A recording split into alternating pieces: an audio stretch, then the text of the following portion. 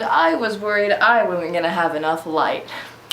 Okay, Abby, okay. Hello there, Internet! First of all, I just want to say thank you for the amazing support and reaction to my coming out video about my sexuality. It's meant a lot, and I've enjoyed reading your comments and talking with you about it. And no, you haven't seen the last of that. I have a couple of videos featuring asexuality in the near future.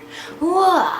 Today we're going to talk about something Iowan. They say you're not a true Iowa driver until you, 1, hit a deer, and 2, go into a ditch. Well, up until this last weekend, I had only done one of the two things. My senior year of high school, I was driving home late from work and I hit a deer. There you go. Number 1, done. I was very fortunate to not encounter number 2 for as long as I did. But now I will tell you the story of how this last Saturday night, I went into the ditch. So me, Caitlin, and John, we were on our way to the hockey game because hockey is a sport that our college is actually good at. A little bit of shade thrown. The way there was pretty fine. There was some snow in different places on the road. There was some snow blowing across the road. I was like, pfft, whatever. I mean, maybe we could turn around, but pfft, we're already halfway there. I can handle this. We get to the game, we enjoyed the hockey, we lost the hockey, but we enjoyed the hockey, and then it was time to leave. We're 15 minutes from home, and then this happens. There's some snowy spots on the road, there's some wind blowing, but like I said, I've lived in Iowa my entire life. It's nothing I can't handle. What I can't handle is stupid people. We're driving along, and in the distance, we see 2 cars. One of those cars happens to be stuck in the ditch. The other car happens to be parked in the middle of the road. I understand, you would like to help the poor people in the ditch, but do not park in the middle of the road. What does one do when somebody's parked in the middle of the road? You push on your brakes. But when it is snowy weather in Iowa and that road is covered with snow and ice, traction isn't the best. So brakes don't always work the best. And then it was a decision to be made, either hit the car that parked in the middle of the road or go into the ditch with the other poor people. The ditch is where I went. So yeah, that was a sucky situation, but I wasn't too concerned because we were in the ditch, yeah, but we were just stuck in the snow. My car wasn't like broken, we weren't like flipped over, nobody was hurt, everything was fine. And like 5 million cars were stopping on the side of the road because there were 2 of us cars in the ditch. So the guy that was originally parked in the middle of the road and some other guy that had stopped were trying to help the people in front of us get their car out of the road.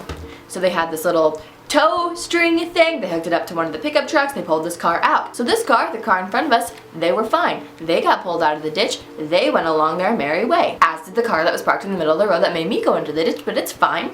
At this point in time, there's literally at least 5 other vehicles parked on the side of the road because we 2 cars were stuck in the ditch.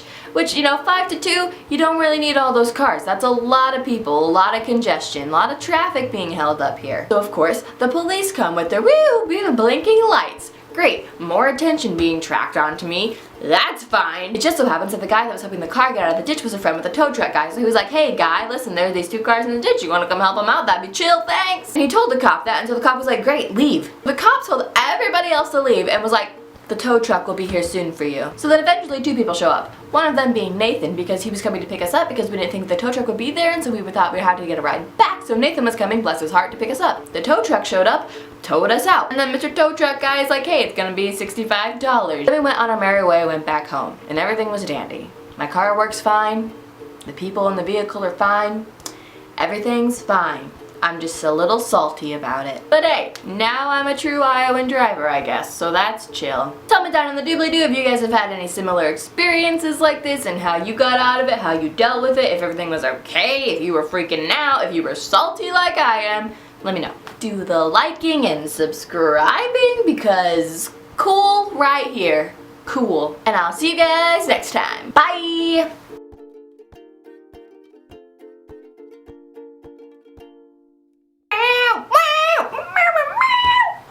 And I know things now, many valuable things that I never knew before.